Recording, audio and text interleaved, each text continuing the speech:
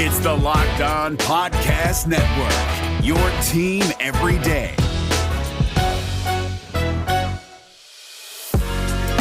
You are Locked On NBA, your daily NBA podcast. Part of the Locked On Podcast Network, your team every day. Happy Wednesday and welcome back to the Locked On NBA podcast. And as usual on Wednesdays, I am one of your co-hosts, John Karalis, host of the Locked On Celtics podcast. And on Twitter, I am RedsArmy_John. And I'm Jake Madison, host of whatever the Pelicans are doing, Locked On Pelicans podcast. You can find me on Twitter at NolaJake. I don't know what's worse, going through what the Pelicans are doing or going through the complete inaction of the Boston Celtics, who are just, after a flurry of trades, the Celtics, all right, we're going to take a break now. We're going on vacation while everyone else just signs everybody. But whatever. We're going to figure it out here on the Locked On NBA podcast. Today, more free agency stuff, including the Los Angeles Lakers revving up their wheelchairs for the upcoming season. Chicago Bulls doing some interesting things. We'll talk about that in segment 2. And in segment 3, the underrated stuff. We're going to give some love to signings that aren't getting enough attention here. But let's kick this off, Jake, with the Los Angeles Lakers, who have been signing guys. There's no team more in tune with the over 38 contract rule than the Los Angeles Lakers, who continue to sign 35-plus-year-olds. They got Carmelo Anthony joining the team today. Who else is on the team? Trevor Ariza is 36. Marc Gasol. Dwight Howard is there now, 35 years old there. They added a couple of young guys. This is the most interesting thing here, Jake. Let's talk about this. Kendrick Nunn came in. He's a young guy. Who else? Malik Monk is a young guy. And they both reportedly turned down money from other places to say, hey, we're gonna go run with the Lakers. Yeah, you see they're interesting in what's going on there. So it's kind of fun, and I kind of like what they're doing. They noticed what they needed to add, right? Like they needed to add some shooting, maybe a little bit more playmaking too. They kind of skipped the defense in all of this, but they just went after guys that they knew they could get, right? They knew you could get some scoring in Carmelo Anthony. You knew you could get maybe outside shooting Trevor Ariza or some of those guys too. And like credit for them for realizing they weren't going to be big players in free agency and just getting guys that kind of do what they need, and they're still going to rely heavily on LeBron James and Anthony Davis. So despite the advanced age of these guys, and look, they're cornering the market on people that understand what Napster and LimeWire were and have used those in the past. And it's probably a requirement, I think, to join the team right now. I kind of like it. Like it's a weird experiment. They've gone down this road a couple of years ago, back in like 2004 when they signed old Gary Payton and old Karl Malone. They got to the NBA Finals with those guys, even when both of them were kind of washed at that point. So I don't hate what they're doing. Dwight Howard won a title with them, helped them win that title. It kind of makes sense because these are the only guys they could get. But then you get the really interesting aspect of this, and you get the ring chasers not being the old guys. Like we're used to seeing a guy like Carmelo Anthony basically take like a minimum level deal to go latch on with the Warriors or some team to go get a ring and try and kind of cement their legacy to a certain degree.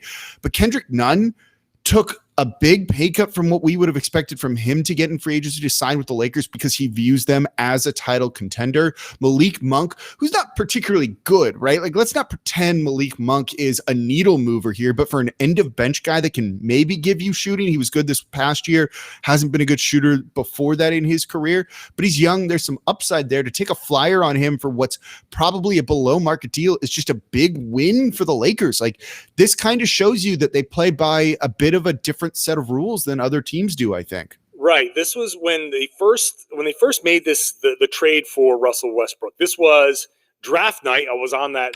Forgot about him, right? Like, yeah, right. Like, we were sitting there on draft night, and immediately it's like, wait a minute, Russell Westbrook. I'm sitting there on the desk before going live, and doing the cap math and trying to figure out how they're already over the cap with just those three players, which means they're not going to be able to do a whole lot. Like, they've got their taxpayer mid-level, and then it's all minimum salaries because they can't hard cap themselves with any of those mechanisms. They're getting too close. And so correct.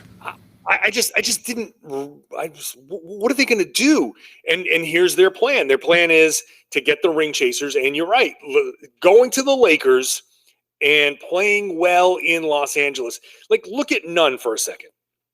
Up and down in a couple years in Miami, had some moments where it's like, wow, this kid can be really good. And it had some moments where it's like, he's unplayable. You go to LA, from Kendrick Nunn's perspective, you say, I get to play off of LeBron James. I get to get some of that LeBron shine. Even if they don't win the championship, I go to LA, everybody sees me. I might increase my value even more. Yeah. And then next offseason, there are a lot of free agents and a lot of teams are lining up to spend money next offseason, but there are also a lot of free agents that are going to stay with their teams. There might only be one or two guys that moves. So Nunn could all of a sudden next summer position himself to be in a, oh my God, we got all this money to spend. We got to spend it on someone. Hey, I just watched Kendrick Nunn be good for a season. Maybe he's figured things out. Like that, I think is actually a pretty smart move for Nunn, and if he can cash in on that. Same with Monk. Like anybody that can get that I played with LeBron shine, sure, go for it. Like we just saw Alex Caruso. We'll talk about Caruso in the second segment. He got paid by the Chicago Bulls. And like that was the interesting thing, right? They clearly didn't value Caruso, and it seems like they probably could have brought him back for that amount of money. But I think what they're trying to do is kind of go for the depth play here, and I think you kind of saw that to a degree in the NBA Finals in particular, right? And even the conference finals. The Bucks had good amount of depth. So did the Phoenix Suns. Like those teams going down 10 deep looked decent at the end of their bench, I thought. And I think the Lakers are trying to maybe recreate some of that and go with, okay, we're pretty top heavy with LeBron James, Anthony Davis. Now we've added Westbrook here. We need to kind of fill this out a little bit more. They've done it with old guys. These guys could maybe bust out. It could be a little bit dicey. Like I don't truly know how much Trevor Ariza is going to give you at this age. And he's kind of been a little bit unplayable the past couple of years. On paper, though, it looks kind of good. And they did it with kind of the right mix of youth there, too, in Kendrick Nunn, in Malik Monk. Again, even if like those guys aren't particularly great, there's still some upside due to their age. And then they managed to retain Talen Horton-Tucker, which I think was a big thing for them, too, retaining their own guy. They kind of straddled, like as much as it pains me to praise the Lakers here, I think they've kind of straddled things really well and done a pretty good job, all things considered. I think once they pulled the trigger on the Westbrook deal, this is about as good as the rest of it could go. Like this is not how you would normally build a team. If you look at if you've forgotten about the Westbrook trade and you're like, what are they doing? Can't they sign anybody else? Like, no, this is a terrible team to put together. But having Westbrook, and we'll see how that works, the rest of this is actually probably best case scenario considering the types of players that they're signing. And most teams in this scenario aren't going to be able to pull this level of ring chasing, I'll take a pay cut type of talent. And they're getting a lot of guys to do that. I am surprised at the Caruso stuff. That really kind of surprised me because in this scenario, being able to retain your own guy, like Caruso is a decent player. Like he's a good defender. Yeah, no, like he's good. You know, like he's like, I don't know why. He's better than Malik Monk is, right? Like I think that's like safe to say. And you're also, it's not like I'll just say like the Boston Celtics. The Celtics are saving up cap space and they are going to go for Bradley Beal. They're in a much different scenario. They would be a little bit more cost conscious. The Lakers print money. What? Yeah. Caruso, sure, whatever. We'll pay you. Not a big deal. Why are you suddenly picking, to give up on a guy that you can actually pay, a young guy that can actually, knows what to do? That one confuses me a lot. I feel like when a move is that confusing, there's something behind the scenes that wasn't working. It could be. So that's the only thing I can even come close to thinking of. But look, the Lakers are going to be the over 40 champs of the NBA. We'll see if they can be where they can go.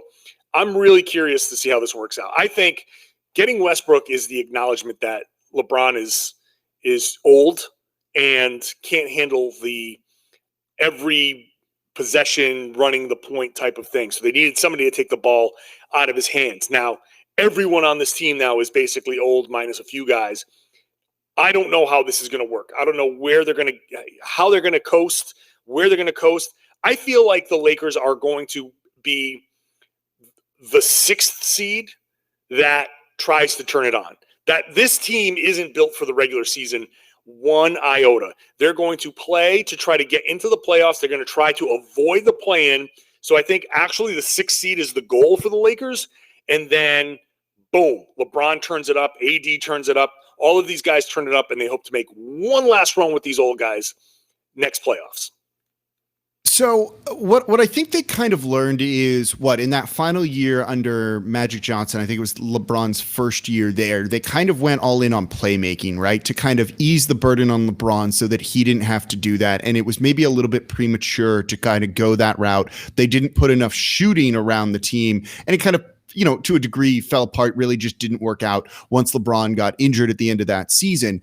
Now they have a guy in Westbrook that eases that burden on LeBron James, can handle some of that playmaking and kind of point guard duties. So you added kind of just the shooters that you could get around him that at least do something else kind of reasonably well for the most part. So they're not just spot up shooters. Like Kent Bazemore can shoot, I think at the very least, these old guys, and that's a relative term here, of course, Kent Bazemore at 32, 33, like he can still spot up and shoot. Like they're in a good position. So I think they've kind of found the right balance of, okay, we don't need to add 3 or 4 kind of secondary ball handlers to ease that burden on LeBron. We got Westbrook. We're good. We don't need to do that anymore.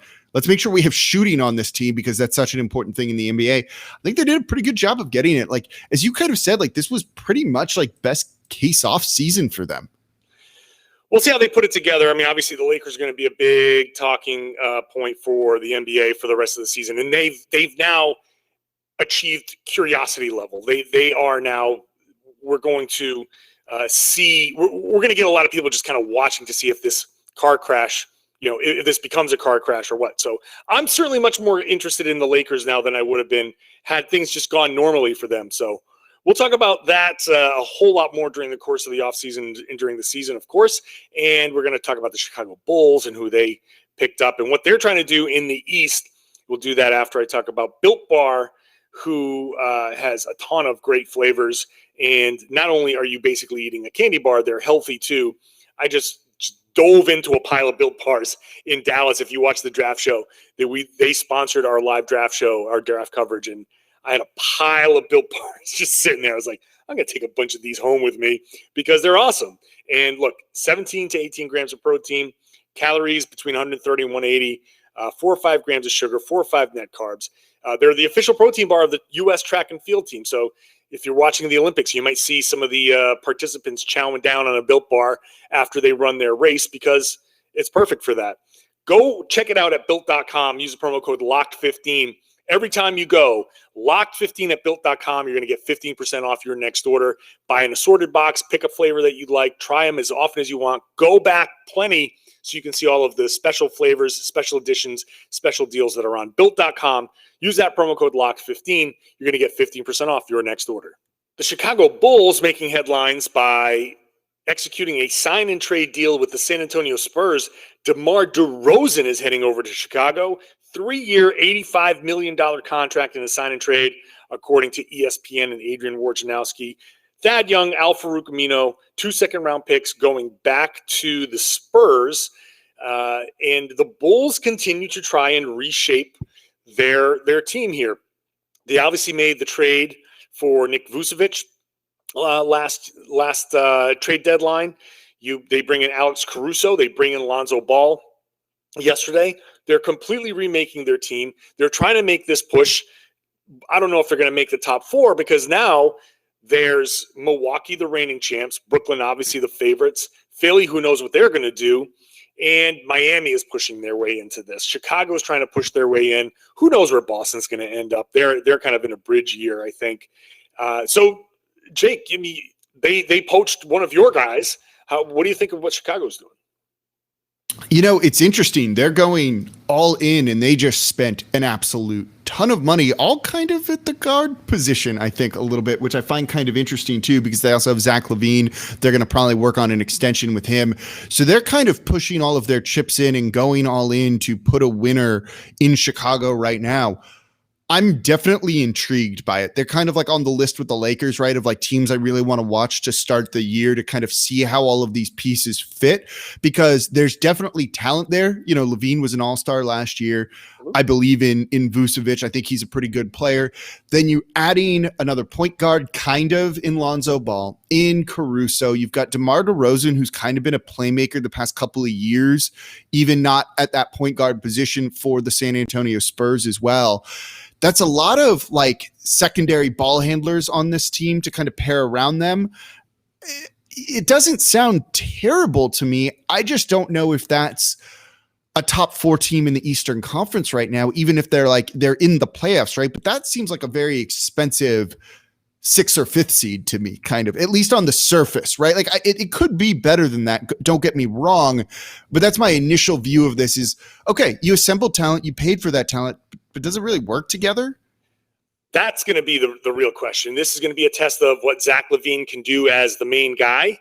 And it's also, there's another domino to fall here. What happens with Lauri Markkanen? Because I was about to say, like, I think they're going to they should at least try and bring him back, right? They have the money, I think, to spend to bring him back up to the hard cap number.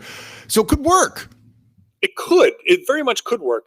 And if they need to pivot, they have tradable pieces that they could pivot away from. But there have been rumors about Markkanen in a sign and trade going out. So that could net them some depth that they're looking for here. And they're really lacking that too, right? Like I think they're at up to 8 players right now, and they've got to still fill out the rest of the roster. And I think they have the non-taxpayer mid-level exception, and like that's it. And you can go over the cap to re-sign Markkanen. So that's kind of all the money you have to sign new players. That's not a ton to fill out that rest of the roster and give you some more depth down the line, whether they're looking to add more shooting or whatever on that team. Yeah, I mean the depth has to be an issue that's addressed here. But they got Ball in a sign and trade. I don't have their cap sheet, their updated cap sheet here, so I don't know exactly how much money they have to spend. But they're already going to be hard capped because of the Ball sign and trade. So they can spend more than the 5.9 taxpayer mid-level. They can go into the non-taxpayer mid-level, which is a misnomer. That's just going to continue. That triggers the hard cap too. If they've got room between whatever they've got to spend, and if they have the room to spend $6 or $7 million, they can certainly go do that as well. It depends on it. Again, it depends on the marketing thing. However, let's look at this realistically. Have they surpassed the Brooklyn Nets? No. Have they surpassed the Philadelphia 76ers, who are in flux? And, look, Philly just signed Andre Drummond, so pencil them in for maybe. I think the Milwaukee Bucks are still ahead of them until proven otherwise. Then Miami, I think, is if I had to pick between those two teams, I'm still picking the Miami Heat. And so Chicago is – we haven't talked about the Toronto Raptors yet. Where are they in conjunction with the Raptors? I like that Chicago is making moves. I just don't know what these moves are going to do. And can Lonzo – I guess the question is with Lonzo, can he speed them up? Can you take a team with Lonzo trying to get up and down and be effective when your big is Vucevic? I mean, is he just going to be the trailer the whole time? I mean, I just wonder. So that's kind of – yeah, like that's kind of the key, I think, with this, right? Like it's kind of Lonzo Ball, and does he take kind of the next step that they are paying him to kind of do, right? Like he's not a pure point guard. He doesn't create in the half court, but I think they have enough guys that do, that kind of ease the burden on him with that, and he can push them in transition where he really is at his best and kind of create for others that way. And I wonder, you're right, is Vucevic kind of the trailing man there that's going to get a ton of open looks when Lonzo Ball's pushing the ball in transition? Yeah, so you've got Zach LaVine handling things, and look, Zach's grown into a much better player than he was even a couple of years ago. He's a much more complete player. He's a much better shooter. He's a better distributor. I think that people still, it takes a few years to kind of break out of the stereotype that you look at Zach LaVine and you say, oh, well, he's a dunker. And that's all he is. He's just a dunker. But he's not anymore. And I think in the half court, you rely on him a lot more to set up, and Lonzo becomes the spot up in the corner type of guy. But then if Lonzo gets the ball out in transition, then somebody better be running because he's going to find him. It's an interesting mix. I don't know how this is going to go. I don't know what this is going to amount to. I don't know how DeMar DeRozan and his lack of shooting fits into this whole thing. And if that's going to work, maybe that does work because Vooch is just going to step out. Maybe he steps out even more this year. It's going to be an interesting. I don't know. I don't think they're going to start well, but there is the potential. No, I agree with that. I think that by January, if they're not clicking or at least starting to show progress by January, then you get a little bit of the But I'm not worried about them in November and December and it being a disaster. Very well, they could start slow. Yeah, the DeMar DeRozan part is really interesting. He's expensive, right? Like he's expensive for his age and kind of the lack of shooting and what he doesn't have there. But I think he's quietly been a pretty good playmaker and creator and passer these past couple of years in San Antonio. His time in San Antonio, he's averaged 6.2 assists per game. So when you look at them in the half court, it's going to be him and Levine kind of setting each other up, him doing that kind of point forward, Levine doing it in the backcourt to try and create easy opportunities for the rest of these guys. And I think he's shown that he can do that. It's still a lot of money to pay for a guy to be that secondary creator that teams can sag off of and maybe kind of muck up some spacing. And Zach LaVine does want to still get downhill a whole lot. So I don't know, like they're like we were saying, you know, along with the Lakers, they're right up there with, I'm going to be really intrigued to watch this team. So Chicago certainly doing interesting things here in the offseason, just the first couple of days of free agency. We'll watch them. Up next, deals that may have gone unnoticed, maybe a little love for the unheralded deals out there, because why should we always be talking about the Lakers and the big market teams? We'll do that after we talk about Rock Auto, which is, I know, something that Jake is frequenting with his collection. I'm just going to assume that you have a Jay Leno-like collection of classic cars. Look, I don't, but if I did, and I've spent all that money on those cars, I'm going to want to try and make sure I'm saving a little bit here and there and when I can. And the best place to do that is over at rockauto.com. Look, keeping your car on the road, massively important. It's how you get around. It's how you get to work. It's how you go visit people. You need to keep that thing running. When it's broken, you're kind of stuck, and that can be a huge damper on your life. And forget trying to take it into a mechanic or a car dealership. Those places are backed up for like 6 months because everyone's trying to get their car repaired right now. You're going to need to do the work yourself. And if you're going to do that, and you're going to need auto parts, and the best place to do that is rockauto.com. I have 3 cars that I maintain. I go to rockauto.com for every single thing. It is the cheapest option I've found by far cheaper than any of those big box stores out there. You can walk into the place somewhere near your neighborhood. They're going to have one part for your car that may or may not fit. That doesn't cut it. You can't have that thing maybe not working. You need those parts to fit. You need to keep your car running. RockAuto.com helps you save time and money by using RockAuto.com. So don't choose to spend 30, 50, even 100% more for the same parts from a chain store or a car dealership. RockAuto.com's prices are reliably low for every single customer. So go explore their easy-to-use website today to find the solution for your auto parts needs. Seriously, go to RockAuto.com right now. See all the parts available for your car or truck. Right, Locked On in their How Did You Hear About Us box so they know we sent you. Amazing selection, reliably low prices, all the parts your car will ever need. RockAuto.com. All right, there are a ton of signings going on. I think I've lost count of how many are going on. I know that one team that's not making any signings is the team that I cover, the Boston Celtics. Just sitting back, doing nothing. They literally have not made any signings yet. So if you're wondering what the Celtics are doing, get ready for the Celtics to be in every Bradley Beal rumor, because they're just clearing a ton of cap space in order to make their free agent splash next year. They're not going to spend any money, and I just wonder now where the Celtics fit into the hierarchy of the East. I think they slip a little bit, and that's going to increase the possibility of these other teams making their moves. Maybe Chicago passes Boston this season, like we were just talking about Chicago. I'm not ready to anoint the Detroit Pistons. They're going to move past the Boston Celtics. I hope the Pistons don't move past the Boston Celtics that quickly. But Jake, if we're talking about underrated offseason moves here, I am super, super curious about what the Pistons are doing. They signed Kelly Olynyk, which is not the type of signing you would expect for a team that just drafted Cade Cunningham. They already have Jeremy Grant. They brought back Corey Joseph. They brought in Trey Lyles. They have this mix of veteran players and these young players. I am just insanely curious as to how that mix is going to work in Detroit. They're going to be fun, right? Like they're kind of pushing to be like a fringe playoff team going from, the number one overall pick. They probably feel very good about what Cade Cunningham can do.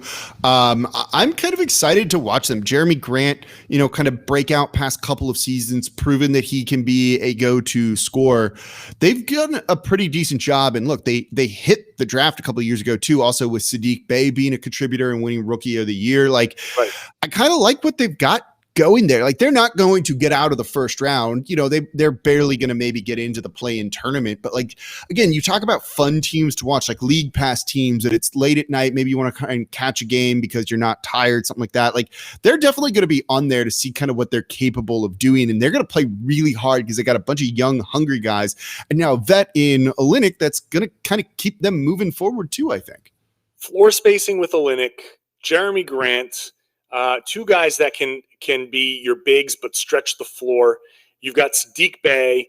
I'm very curious about how the fit between Cunningham and Killian Hayes is going to work. That's going to be an interesting thing. Interesting young players like Sekou Doumbouya, who has shown in flashes to be a kind of a Pascal Siakam light kind of guy. They have these very interesting players, and then some solid players off the bench. Nothing great, nothing special. Like they're not going to be. You're right. This is probably first round fodder for the Brooklyn Nets. That's fine. That's fun. They're going to love that in Detroit. Like they're going to eat 100%. That up. That team's going to play so hard. That team is. And look, last season they were terrible, but last season they still beat good teams. They didn't win very often, but go back to last season's wins. They have wins over winning teams last season. There's something in Detroit that I think is going to be kind of fun. That's a lot for a guy who grew up rooting against the bad boy Pistons. For me to say the Detroit Pistons are going to be fun, that's how you know they're going to be fun. Jake, you have an underrated signing here. I do. I got a couple that we can kind of look at. There's obviously like the obvious ones, guys taking pay cuts to go to a team, and I tried to kind of rule those out. Like those aren't fair. Those shouldn't be involved in this. And I also tried to leave out some of like the massive markets and things like that, but it kind of starts with two of them. Obviously, I love PJ Tucker to the Heat and what they're trying to do and going kind of all in with Kyle Lowry and trying to really push to be back in the NBA Finals after the disappointing last season. Like, yeah, I just love that. But I'd love probably wherever PJ Tucker signs. So it's kind of cheating. I dig Patty Mills to the Nets for multiple reasons. I just like Patty Mills in general. He's been like such kind of a good soldier there with the San Antonio Spurs for so long. To see him trying to get another ring and chase it and like throwing him on that Nets team is fun to me. I dig that signing. For the Phoenix Suns, I also love JaVale McGee, 1 year, $5 million. I like when that team's just like, we just need to incrementally get better. We're going to be losing Saric for an extended period of time. Let's bring in another big like JaVale McGee, who nothing spectacular, right? But just kind of fits exactly what they need. And they've kind of nailed the offseason, I think, by just running it back with Chris Paul and campaign.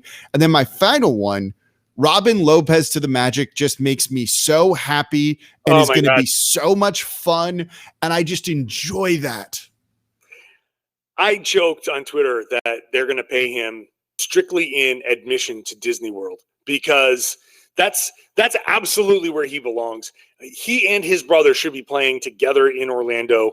In fact, maybe I should take that back, because if they played together in Orlando, I don't know if that they would make all of the practices and all of the games. They might actually forget that there's a game and just be on like one of the. No, they're like Galaxy's Edge trying to get on the Millennium Falcon or something like that, and being like, "Oh shoot, we had practice at 1 o'clock today. My bad." Was that? Oh no, yeah. I've never been there. I haven't either, and I want to go so badly. My brother keeps saying, "Oh, because he's got 2 kids, and they all love. His whole family loves Disney." I'm like, "Yeah, you can have it. I don't want any part of the theme park." And then he just shows me pictures of that Star Wars land, and I'm like, "Okay, Maybe I'll go for that. That's like the one time I went to Universal. I've been to Universal once. I went to the Simpsons land, the Springfield that they built. That's the only thing that I did. I went to Springfield. I drank Duff beer. I ate a ribwich, and that was it. So that's how I would be if I was Robin Lopez playing for the Magic. What else do we have here? I had one that. Oh, I think. Quietly, the Georges Niang signing for the Philadelphia 76ers is going to be pretty good. I think that's I like that one.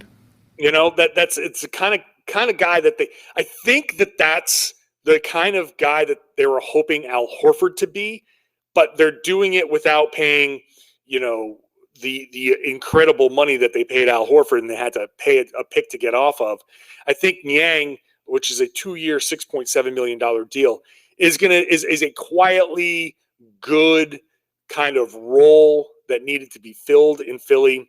So again, big market team. It's these big market teams that are doing a lot of these smart signings because they're the ones that can afford to pay the money.